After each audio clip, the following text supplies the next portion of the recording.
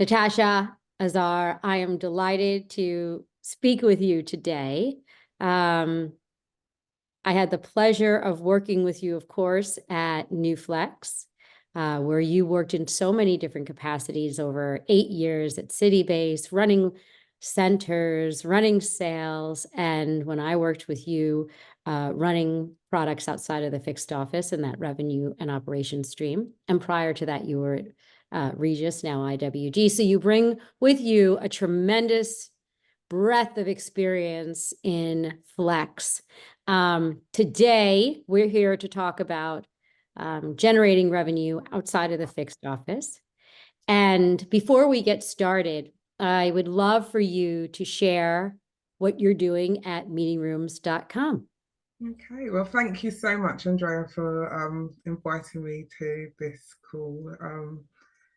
It's a pleasure to have this interview with you as well, so thank you very much. So yes, I'm at MeetingRoomz. Very exciting time for me at the moment. MeetingRoomz is predominantly a marketplace platform, and I've come on board as the VP of Strategies and Partnerships, just hopefully generating ways of maximizing the products that typically sit outside of the office, but also embracing products that sit within the office space as well. Very cool. So I'm just going to tap into your brain a little bit and kind of talk to you about strategies that operators can use in order to maximize revenue outside of the fixed office. So having lived this on the operator side, and now on the marketplace side, you're seeing it from both lenses. So would you share with us, some key strategies that you recommend for operators to monetize that unused or underutilized space that is beyond the traditional office? Oh, yeah, sure. Okay.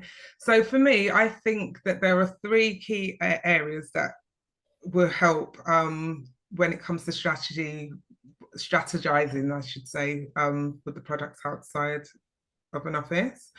So first of all, I would say products. Secondly, price.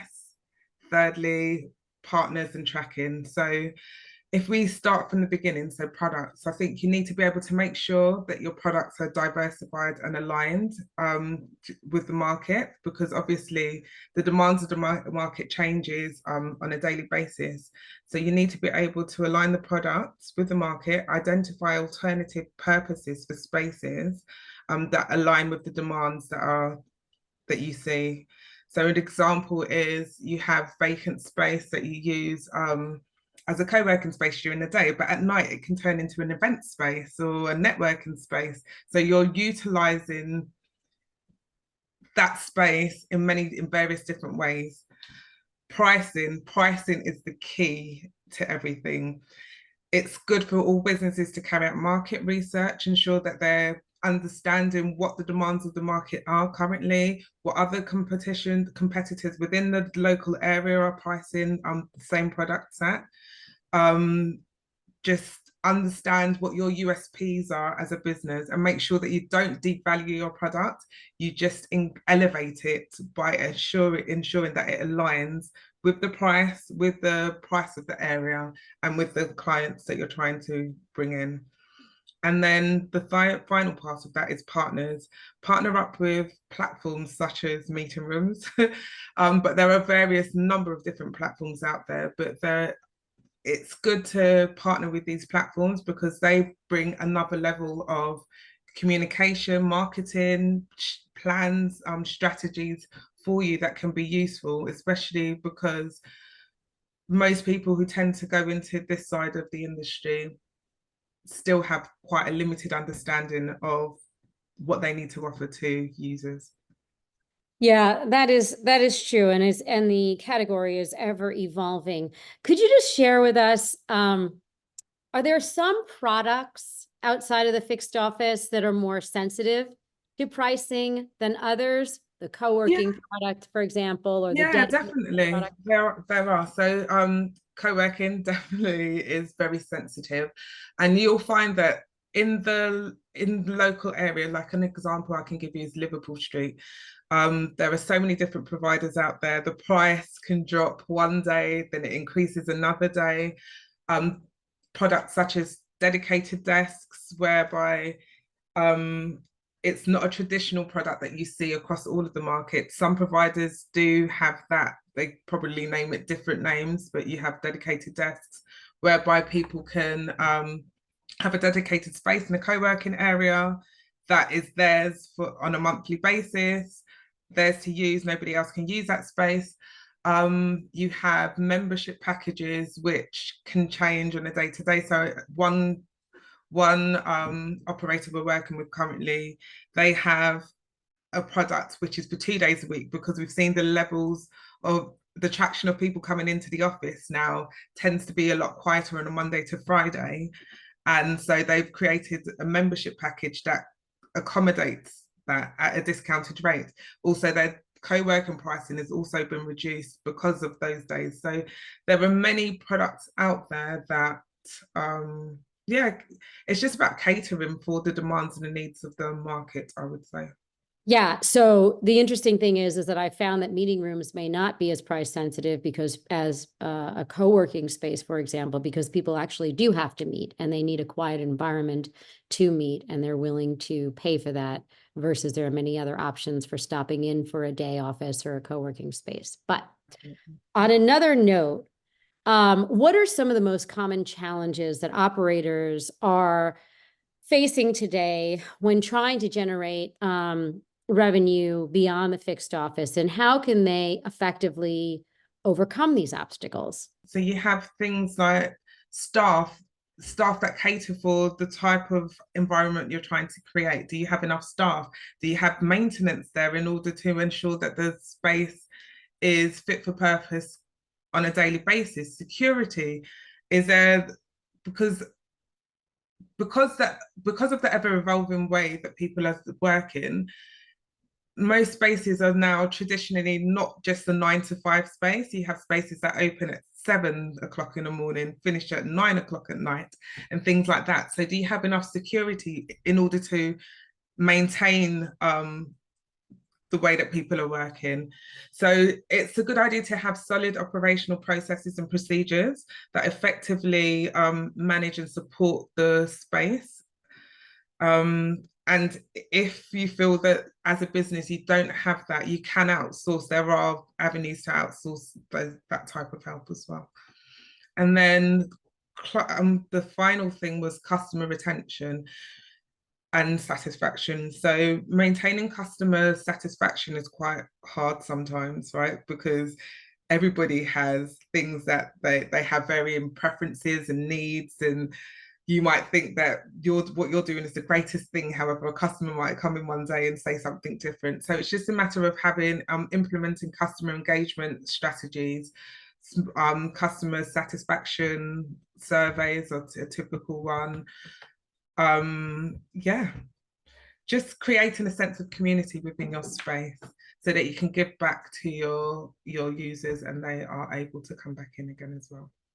Yeah, and I think that that's an incredibly important fact, because dealing with the meeting room day pass event, well, the dedicated desk is more on a monthly basis, but dealing with these more transactional products, it's really important that that community manager, the person who is the face and the spirit of the space, makes that first great impression every time, right? Definitely. And it's so key. It's so key, because that first impression is what will make people come back, is what will make people invest and feel like they're part of that community as well. The human factor is so incredibly important. These products are different from the office product because they're so transactional in nature. And so you're meeting a new face and a new persona throughout the day. So getting that first impression right every time is key. And it'll help them they'll stay longer, they'll buy more. And to your point, they will bring friends and help to increase the footfall within the space. And that's important, right? Because it keeps the vibrancy. Yeah. A lot of evangelists that you can have when you get it right. Let's skip on now, Tash, to technology. So how does technology enhance the monetization of products outside of the fixed office? And could you provide some examples of some tools or platforms that can help with this? Yeah, Andrea, we're currently in the age of technological transition, right? Where that you've seen the boom of Web3, blockchains, and now AI. And to be completely honest, I don't think our category has fully embraced any of this. There's now, with the combination of Web3 and AI, it drives community building, it drives decision making, and simplifies human experiences so that when people walk into a space, it's an autonomous space, similar to an auto drive car, right? Whereby they don't have any interaction with anybody, or they have as little interaction with people as possible.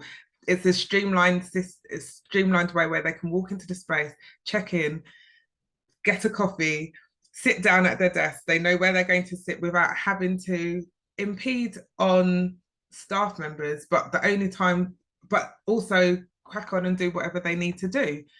You have this can be all integrated through AI, blockchain, Internet of Things, IoT, such as smart buildings, security access QR codes, self-check-in parts. And this in turn enables the operators to be able to concentrate on the management of their business and in turn generating revenue from the products that they have on offer. You know, so I would say there are many platforms out there. You have Yardi Cube, which is brilliant. MeetingRoomz again. I know I work for MeetingRoomz, but the MeetingRoom platform is a good platform. Nexus, Office R&D are space management platforms that people typically use, which help with this transition into technology.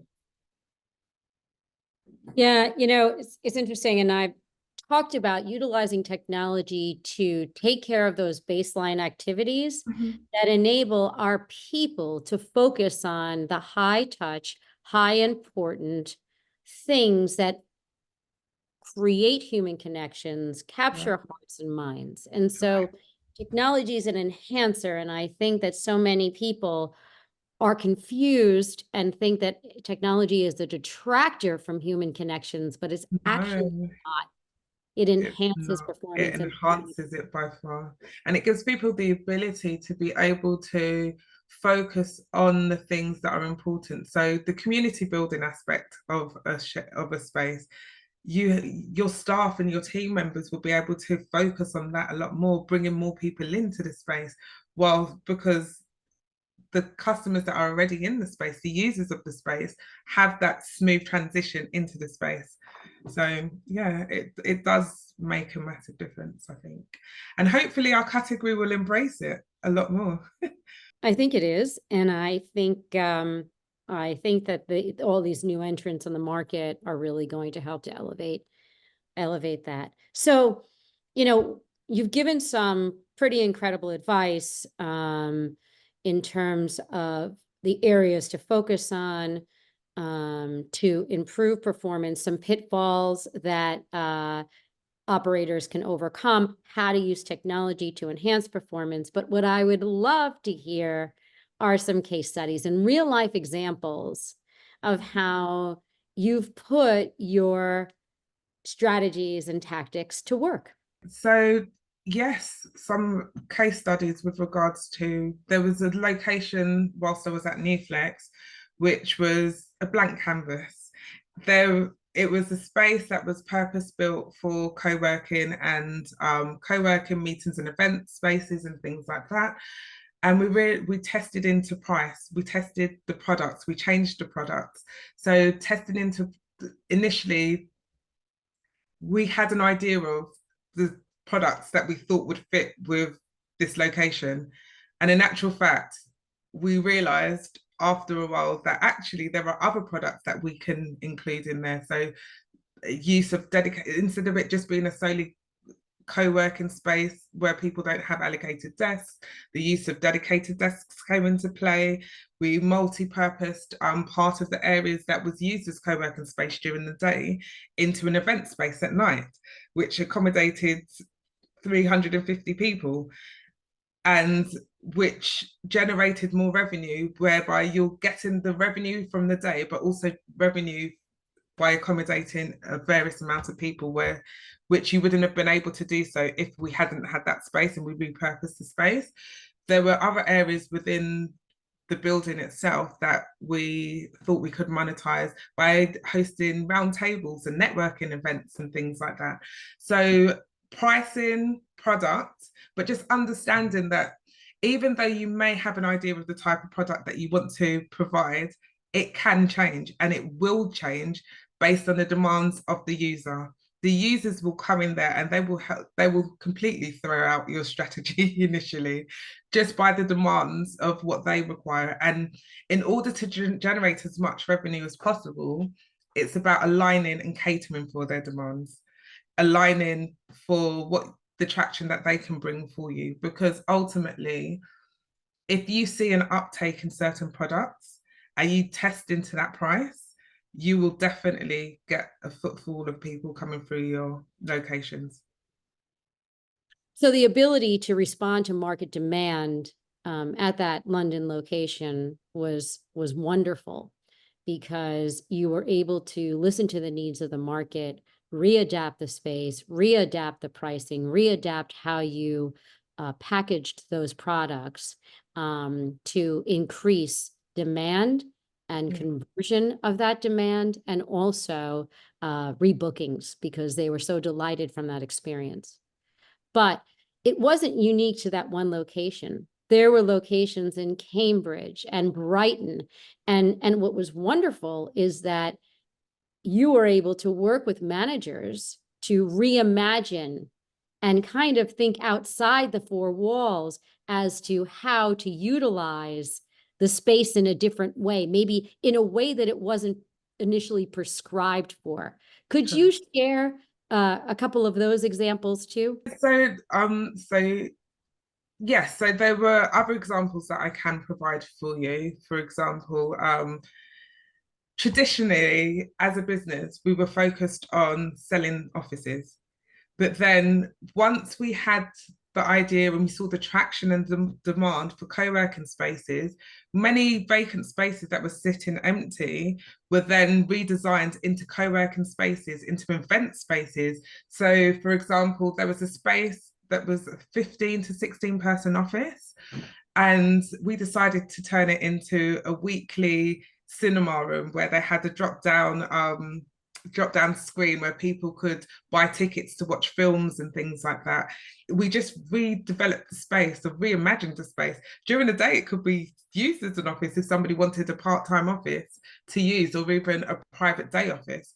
But in the evening, for events, for social gatherings and things like that, we were able to sell and market and monetize that space for a different use altogether. Businesses need to understand that we need to think outside of the box. It's not just about monetizing an office space and keeping everything within those four walls. You can monetize any space that belongs to you as long as it's available and free. I love it. Even filming, 20,000 pounds a day for filming.